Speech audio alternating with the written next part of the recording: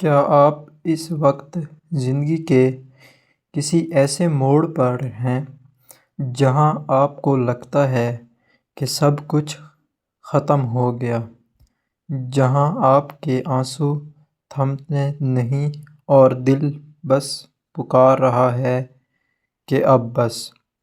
صبر وہ کڑوی دوا ہے جس کے بعد شفا ہی شفا ہے۔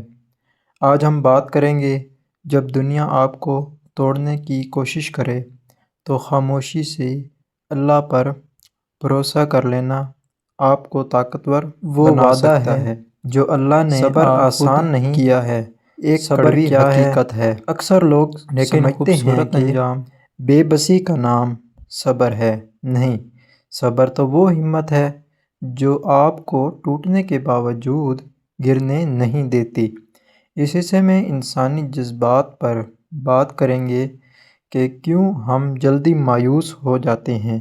صبر کا مطلب ہاتھ پر ہاتھ دھرے بیٹھنا نہیں، بلکہ کوشش جاری رکھتے ہوئے نتیجے کو اللہ پر چھوڑنا ہے۔ روزمرہ کی مثالیں: بے روزگاری، بیماری، رشتوں میں تلخی یا کسی پیارے کی جدائی۔ حدیث: صبر تو صدمے کے آغاز میں ہوتا ہے، جب آپ کو وہ نہیں ملتا جس کی آپ نے برسوں دعا کی ہوتی ہے۔ آپ اکیلے نہیں ہیں، ہر کامیاب انسان اس دور سے گزرا ہے۔ ان اللہ مع الصابرین، بے شک اللہ صبر کرنے والوں کے ساتھ ہے۔ جب کائنات کا مالک آپ کے ساتھ ہو تو پھر ہار کیسی؟ حضرت یوسف علیہ السلام کا کنویں سے لے کر تخت مصر تک کا سفر، حضرت ایوب علیہ السلام کی بیماری اور پھر اللہ کا انعام، یہ کہانیاں ثابت کرتی ہیں کہ انجام واقعی خوبصورت ہوتا ہے۔ صبر انسان کو اندر سے بدل دیتا ہے۔ آپ زیادہ پختہ، زیادہ رحم دل اور زیادہ پرسکون ہو جاتے ہیں۔ جب آپ اللہ کے فیصلے پر راضی ہو جاتے ہیں تو اللہ وہاں سے راستے نکالتا ہے جہاں سے آپ کو گمان بھی نہیں ہوتا۔ دنیا کی بڑی بڑی سلطنتیں اور کامیاب بزنس صبر اور مستقل مزاجی کی بنیاد پر بنے ہیں۔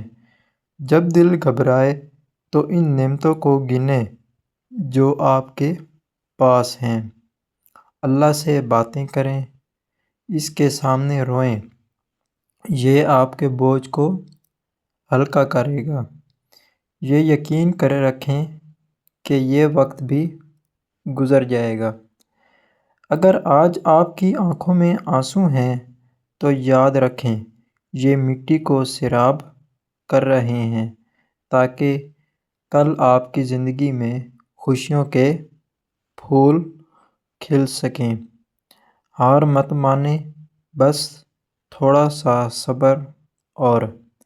تمام دیکھنے والوں کے لیے صبر اور سکون کی دعا۔